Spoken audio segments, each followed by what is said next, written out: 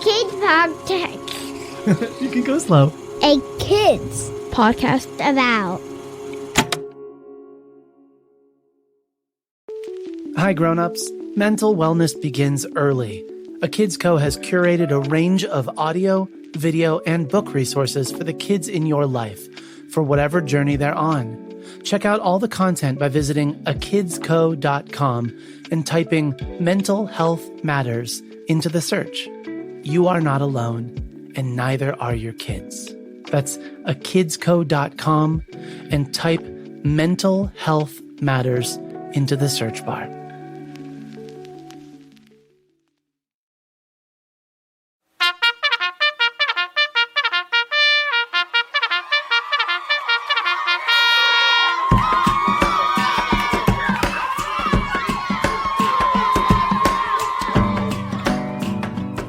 Welcome to Camp Adventure, the camp in your bedroom or living room, the camp that's in the bus or in the car. Camp Adventure is for everyone, no matter who you are. This week's theme is an encounter with aliens. My name is Counselor Lewis, and I'm so excited to be here at camp with you.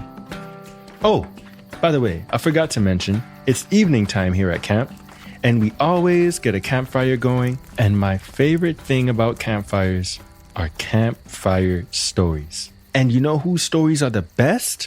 Well, Camp Counselor Ben.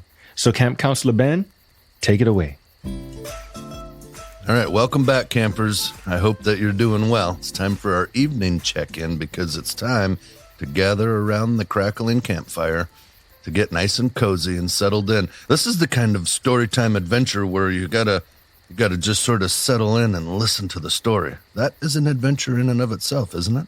It's challenging sometimes. You find out interesting things, discover stuff. It's great.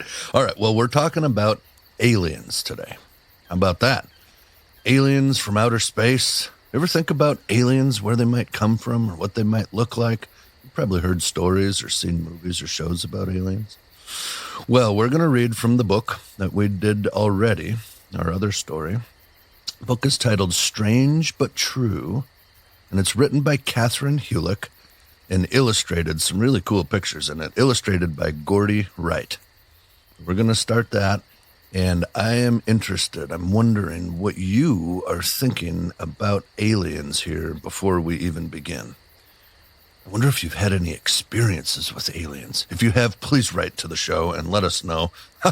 We would love to know about that at Camp Adventure. But we're going to read this story, and I think there's some challenging and really interesting parts of it. Maybe some surprises along the way. All right, sound good? Here we go. An Encounter with Aliens by Catherine Hulick. A car drives along an empty stretch of highway late one night in the mountains of New Hampshire, USA. Out of nowhere, a bright light appears. Could it be a falling star? It's September 19th, 1961, and Betty and Barney Hill are on their way home from vacation in Montreal, Canada. Strangely, the bright light seems to follow them. Then the car starts to vibrate, and then the Hills hear a strange buzzing and beeping sound, and then a feeling of drowsiness washes over them. They're tired. Suddenly, they find themselves 35 miles away, further south. They have vague memories of taking a sudden turn and encountering a roadblock, but several hours have passed that they cannot explain. They arrive home around dawn. When they get there, they discover that Barney's binocular strap is broken and his shoes are scuffed up. Betty later notices that her dress is torn and stained. 10 days later, Betty starts having vivid dreams about going through an alien abduction. Abduction means they took her away and brought her back, or at least that's what she's thinking. Let's keep reading. A few years later, under hypnosis, the Hills recall a horrifying ordeal. In this memory, the light drops rapidly and a large disc-shaped ship hovers overhead. Barney gets out and peers through his binoculars at an astonishing sight. Almost a dozen figures in black uniforms stare out from inside the spacecraft. The figures, who look like humans, take Barney and Betty inside. They bring them to different rooms and put each of them through a series of medical tests and procedures. Betty cries out when her examiner pierces her belly button with a sharp needle. But then she talks to her captors. They show her a book full of strange symbols and a map of stars. After one of the hypnosis sessions, Betty draws the star map that her captors showed her. The map seems to represent the Zeta Reticuli system, a pair of dim stars located around 230 trillion miles from the Earth. Could the Hills have been victims of an alien abduction? Ooh, I know the answer to this, and the answer is absolutely. What else could it have been? Strange, human-like figures? Poked and prodded in some kind of weird experiment? Strange symbols and star maps? I mean, I've seen enough sci-fi movies to know an alien abduction when I hear one. And this happened over 60 years ago. So, yeah, did they even have alien movies then? Maybe this is where all of those alien movies take inspiration from, right? It's gotta be real. Gotta be. Right? Oh, sorry, Ben. Sorry for interrupting. We can all listen and find out.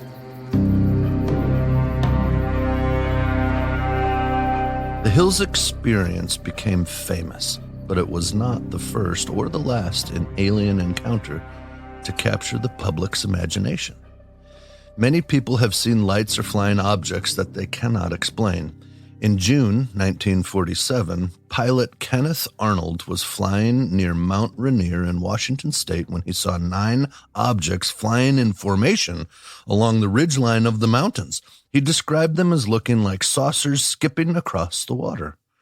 The name Flying Saucer stuck, and the news of this sighting spread around the world. A few weeks later, a rancher named Mac Brazel brought some unusual debris to the sheriff of Roswell, New Mexico. Tinfoil, rubber, and pieces of a strangely lightweight yet strong reflective material. Brazel had found the stuff scattered around his property and wondered if it could be the wreckage of a flying saucer. The nearby Roswell Army Air Force Base had no idea what to make of the debris either. They told the media that they had recovered a flying disc. Shortly afterwards, higher-up government officials claimed it was just a crashed weather balloon, but those who had seen weather balloons before didn't believe it. Was this a government conspiracy to hide a real alien landing? Soon after these 2 incidents, sightings of flying saucers began flooding in from all over the United States. In 1952, the Air Force launched Project Blue Book to investigate what they dubbed UFOs, short for Unidentified Flying Objects. Though this investigation ended, sightings have continued. Today, the Mutual UFO Network, MUFON, logs over 500 reports every month of sightings from around the world. Could all of these people, including the Hills, be wrong? Well, hello again. It is I, Counselor Lewis. So what do you think? Are aliens real? Or do you think they're not? Well, while you think about it, let's take a quick break. Just move around, wiggle a little, think about it, and when we come back, we'll hear the rest of the story. Be right back.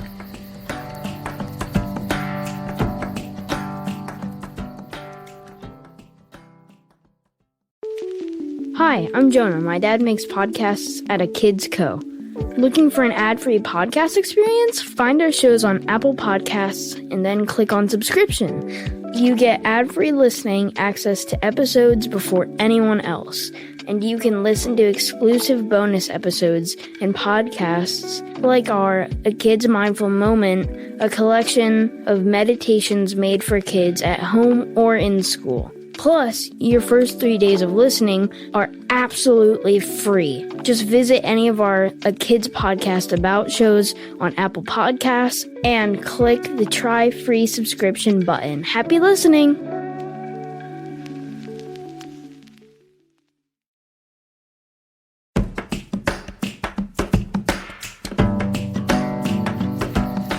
And we're back. Hello there. So I saved you a spot by the campfire. So just come on over, get comfortable, so we can hear the rest of the story from Counselor Ben. Ben, it's back to you.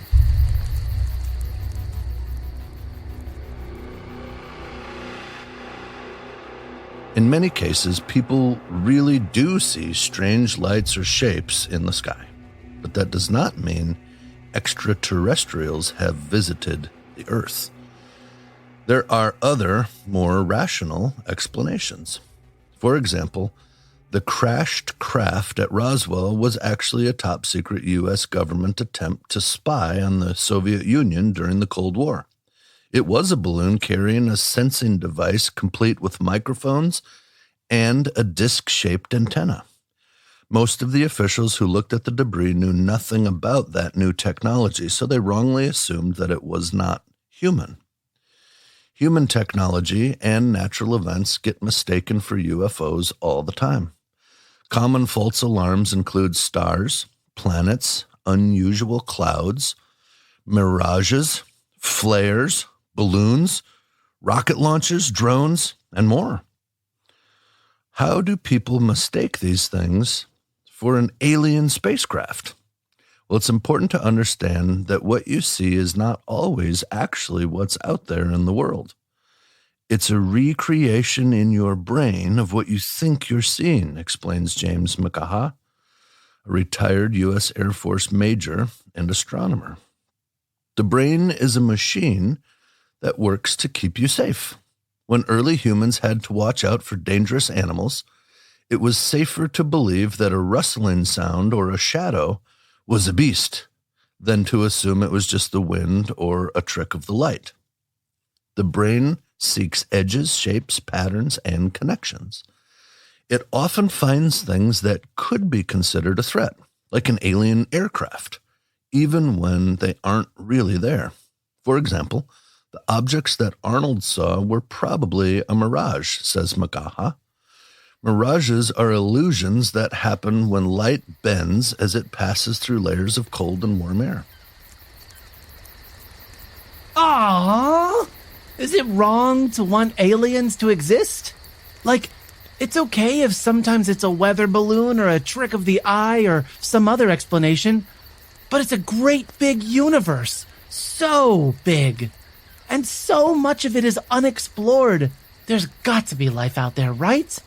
I mean, I don't know if anything out there asks the same questions we do here on this rock that we're all on, hurtling through space. But if they're at all curious, of course they'd want to know if life exists elsewhere, right? And then, of course, they'd go looking, right? I mean, if I had the advanced technology, I know I certainly would. Ben, tell me there's hope here. Tell me there's still a chance of life beyond Earth. I mean, did Betty and Barney Hill make it all up? Or did they really see something?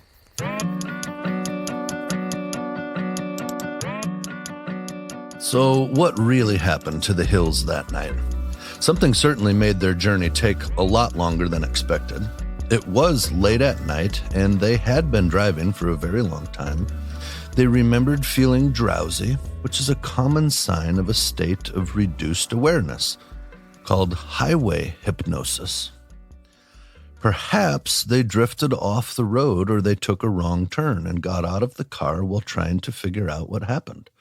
This could explain the reported damage to their shoes, to the binocular strap, and to her dress. A disturbing event like this, coupled with Betty's interest in UFOs, may have inspired her to dream about an alien abduction. She shared her dreams with her husband, and later these were recalled and new details added under hypnosis, which made the dreams feel like real memories. We'll never know for sure, but perhaps this is the most likely explanation. The truth is that there are many UFO and alien encounter stories which are not easily explained away.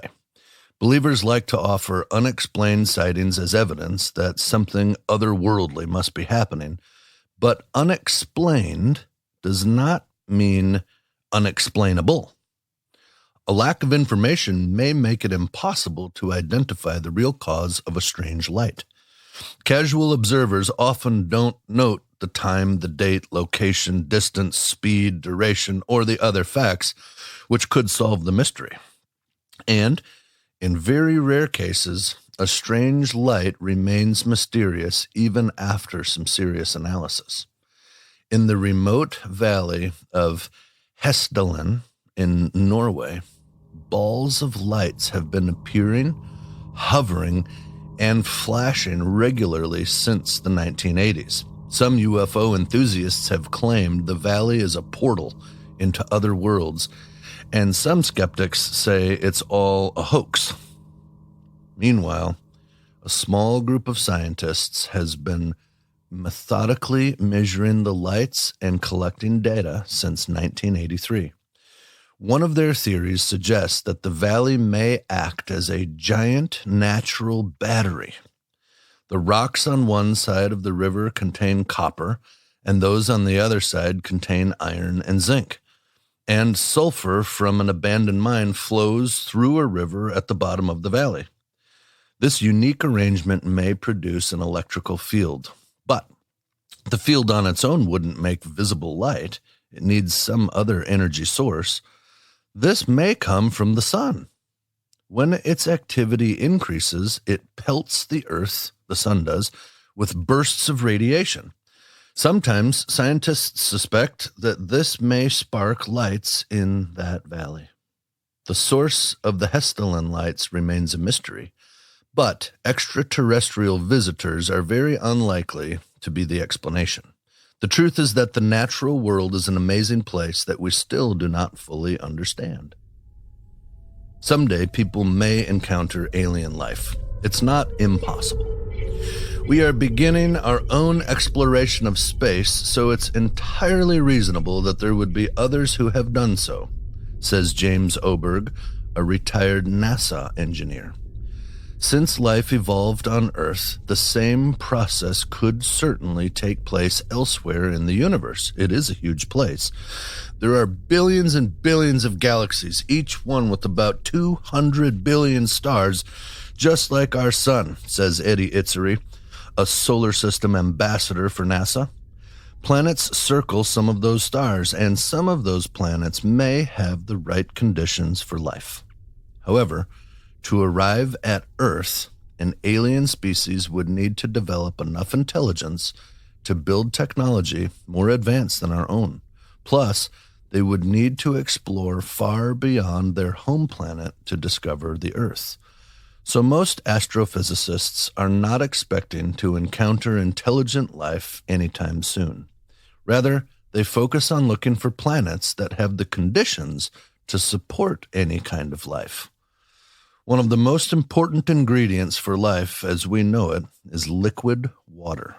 In our own solar system, liquid water lurks beneath ice caps on moons of Jupiter and Saturn, as well as on Mars. If life does thrive in these hidden waters, it is most likely microscopic. Bacteria and other microbes can survive in extreme conditions on Earth. So it is reasonable to expect that they are much more common in the universe than more complex life forms like us, human beings. Perhaps one day, we will be the aliens who visit another planet and abduct its microbial life. The end. Hey, it's Counselor Lewis, and I am back. And as a lover of science, I will say, it has been absolutely amazing hearing about our solar system, other planets, and possibly life being on Earth or off of Earth. So this week's theme has been really cool. And next week's theme is teamwork makes the dream work. And I'm so excited about that because I really do believe that's true. So, as always, I want to let you know it has been super duper fantastic spending time with you.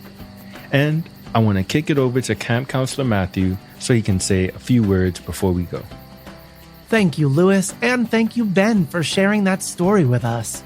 As the campfire's dying down, I've just got a few reminders and bits of information to share. A reminder to all campers to share your camp adventures on social media using hashtag AKCASummer, or write to us at listen@akidsco.com. We love hearing from you.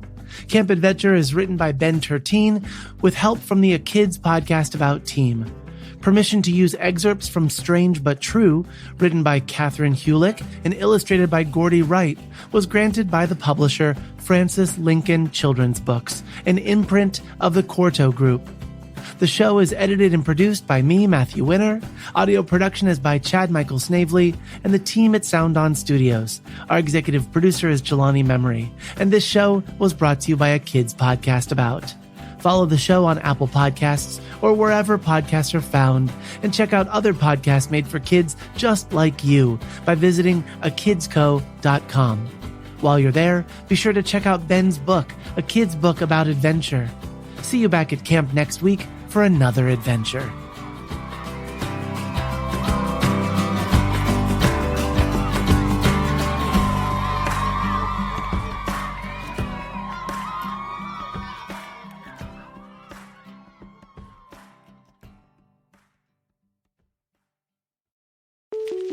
Hi, I'm Matthew. I'm the head of audio at A Kids Co, and I also host A Kids Book About the podcast, and worth noting. I just wanted to say thanks. Thanks for listening to our shows in your classroom or in your bedroom, over breakfast or over dinner, on your drive or on your downtime. No matter what you do between this listen and the next time you tune in, thanks. You're awesome. And it's because of kids like you that we get to make cool stuff like this. See ya.